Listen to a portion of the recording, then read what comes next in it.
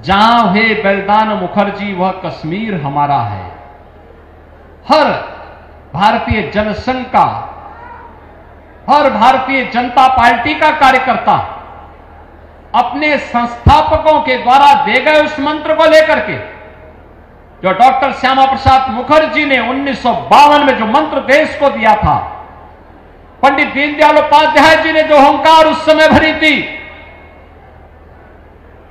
और उसके बाद जब डॉक्टर श्यामा प्रसाद मुखर्जी का बलिदान हुआ था, तब पंडित जी ने नारा दिया था, जहां हुए बलिदान मुखर्जी वह कश्मीर हमारा है। और वह कश्मीर धारा 370 को सदैव में दफन करते हुए, समाप्त करते हुए प्रधानमंत्री मोदी जी को कश्मीर के अंदर भी भारत का कानून लागू करके भारत का भिन्न हिस्सा बनाने का काम किया है।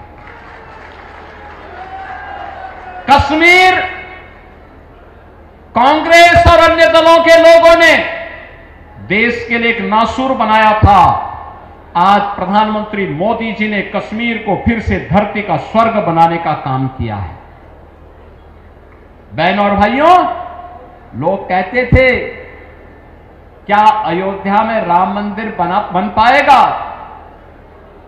हम तब भी कहते थे कि रामलला हम आएंगे, मंदिर वहीं बनाएंगे। संघ परिवार का, विचार परिवार का हर कार्यकर्ता इस नारे को लेकर के चलता था, हर कार्यकर्ता इस नारे को लेकर चलता था।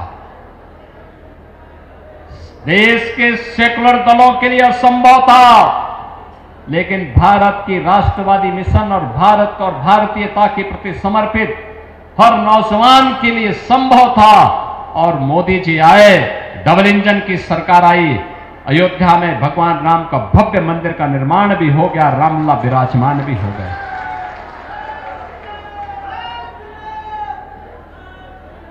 जो उनके लिए संभव था वह मोदी जी के नेतृत्व में पंडित दीनदयाल उपाध्याय जी की दृष्टि ने उसे संभव बना करके भारत को भारतीय दृष्टि के साथ जोड़ने का काम किया है।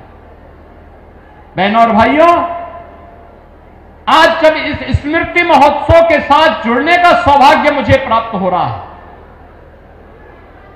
समारोह में ठीक पहले मुझे यहां दीनदयाल धाम में गौ आधारित खेती के साथ साथ गौ आधारित औषधियों के साथ और मातृशक्ति के स्वावलंबन के इस अभिनव कार्यक्रम को भी नजदीक से देखने और जानने का अवसर प्राप्त हुआ। याद करिए, यही तो कहा था पंडित दीनदयाल उपाध्याय जी ने कि भारत की अर्थनीति का आधार स्वदेशी मॉडल होना चाहिए, स्वदेशी मॉडल होना चाहिए। जब हम भारत की ओर दृष्टि डालते हैं, भारत आज से 300 वर्ष पहले दुनिया की नंबर 1 की अर्थव्यवस्था हुआ करता था। नंबर 1 की अर्थव्यवस्था भारत हुआ करता था दुनिया के अंदर। दुनिया की जीडीपी में, ग्लोबल जीडीपी में भारत का हिस्सा 25% से अधिक हुआ करता था। 25% से अधिक भारत का हिस्सा हुआ करता था। लेकिन सन 1800 आते आते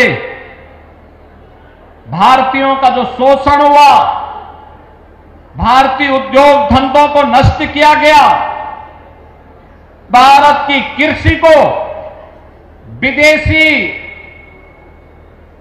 यंत्रों के भरोसे छोड़ दिया गया। धीरे धीरे करके ऐसी स्थिति पैदा होती गई, 1800 आते आते हमारे उद्योग धंधे बंद होते गए। पहले जिस भारत में आधी आबादी कृषि पर, आधी आबादी स्वदेशी उद्योगों पर निर्भर होकर के स्वावलंबन का और सुदृढ़ अर्थव्यवस्था का मॉडल प्रस्तुत करती थी, उद्योग धंधे, परंपरागत उद्यम बंदी की ओर गए। खेती पर निर्भरता बढ़ती गई, खेती महंगी होती गई, खेती का उत्पादन का लागत बढ़ता गया और भारत में फिर बंगाल की अकाल और तमाम प्रकार की ऐसी त्रासदियों का सामना भारत को करना पड़ा था, जिसमें करोड़ों की संख्या में लोगों को अकाल मौत का सामना करना पड़ा था। विदेशी हुकूमत ने देश के विकास की जड़ों को कमजोर करके हिला करके रख दिया था। जब ये देश आजाद होता है तो जिस 300 वर्ष पहले जिस भारत का दुनिया के विकास में, दुनिया की अर्थव्यवस्था में 25% शेयर हुआ करता था, वही भारत धीरे धीरे करके कम होता गया उसका शेयर, और आजाद होते समय 1947 में भारत का हिस्सेदारी केवल 4% रह गई। 4% रह गई। पिछले 75-78 वर्षों में भारत ने फिर अपनी विकास की यात्रा को आगे बढ़ाया, और आगे बढ़ा करके जिस यात्रा को पिछले 11 वर्ष में हम सब ने अपनी आंखों के सामने देखा है, आज भारत दुनिया की सबसे बड़ी उभरती हुई, तेजी के साथ बढ़ती हुई अर्थव्यवस्था के रूप में अपने आप को स्थापित किया है। और उसका एक मॉडल उत्तर प्रदेश ने दिया है। वो मॉडल है स्वदेशी का। परंपरागत उद्यम के जो क्लस्टर एमएसएमई के उत्तर प्रदेश के अंदर हैं, जिसको हमने एक जनपद एक उत्पाद के रूप में आगे बढ़ाने का काम किया है। एक जनपद एक उत्पाद,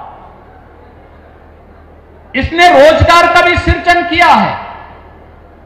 इसने यहां पर स्थानीय स्तर पर ग्रामोद्योग को बढ़ावा दिया है, स्वदेशी मॉडल भी दिया है। और इसी के लिए तो प्रधानमंत्री जी कहते हैं वोकल फॉर लोकल। हमें जो लोकल है उसके लिए खूब मुखर होना होगा, खूब प्रभावी ढंग से इसका प्रचार प्रसार करना होगा, उसके बारे में व्यापक प्रचार प्रसार करना होगा, लोगों को बताना पड़ेगा। और उसको बताने के लिए इससे अच्छा अवसर नहीं हो सकता कि 4 दिवसीय स्मृति महोत्सव के अवसर पर इस स्वदेशी मॉडल के स्टॉल लगे हुए हैं। प्रत्येक क्षेत्र में हमारी प्रगति क्या है उसके एक मॉडल के स्टॉल भी यहां पर लग करके यह नए भारत के लिए एक नई प्रेरणा पंडित दीनदयाल उपाध्याय जी की दृष्टि से आगे बढ़ाने का काम हो रहा है। बहनों और भाइयों, उत्तर प्रदेश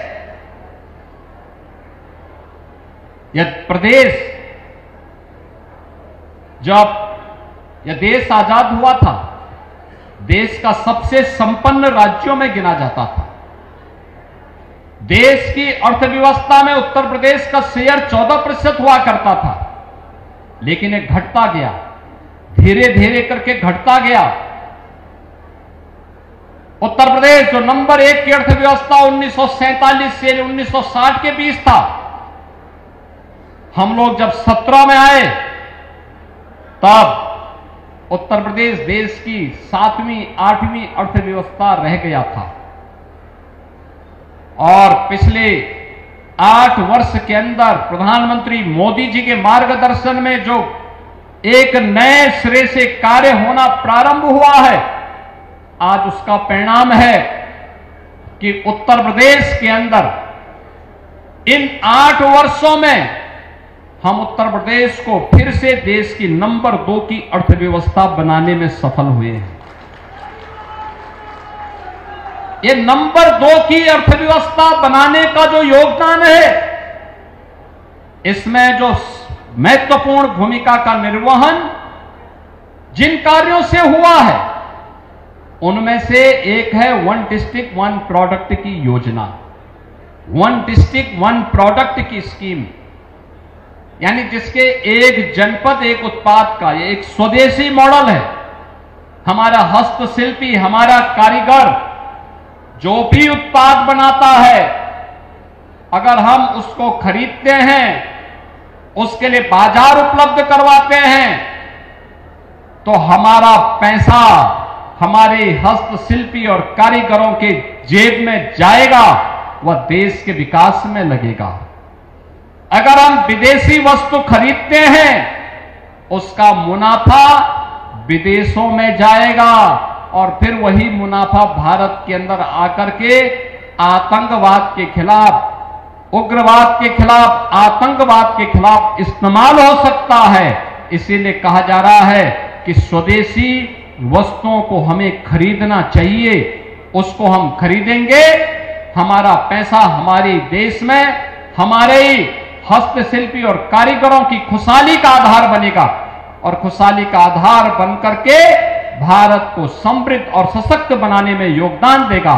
लेकिन अगर हमारा पैसा विदेशी कमा करके, मुनाफा कमा के लेता है, तो मान करके चलिए कि हमारे पैसे का इस्तेमाल हमारे खिलाफ साजिश रचने के लिए, कहीं आतंकवाद में, कहीं नक्सलवाद में, कहीं उग्रवाद में इस पैसे का दुरुपयोग होगा और फिर भारत को कमजोर करने की वे सभी षड्यंत्र इसके माध्यम से होंगे। और इसी के लिए आज हम सब आपसे कहने के लिए भी आए हैं। पर्व और त्योहार आने वाले हैं, 4 दिनों तक स्मृति महोत्सव चलेगा और 4 दिनों के बाद 5वें दिन यानी 22 सितंबर शारदीय नवरात्रि का पहला दिन होगा और शारदीय नवरात्रि की प्रथम तिथि से लेकर के 9वीं तक जगत जननी मां भगवती के अनुष्ठान की नवरात्रि के आयोजन और नवरात्रि के बाद फिर विजयादशमी, ये क्रम चलेगा, ये क्रम चलेगा। और इस क्रम के साथ जुड़ते हुए विजयादशमी के अवसर पर, दीपावली के अवसर पर, नवरात्रि के अवसर पर हर भारतीय और हर सनातन धर्मावलंबी अपने किसी भी मेहमान के साथ, किसी भी अतिथि के साथ जुड़ता है तो गिफ्ट स्वरूप कुछ देना चाहता है, तो हमारा प्रयास होना चाहिए कि हम स्वदेशी वस्तु को ही उन्हें गिफ्ट के रूप में प्रदान करें।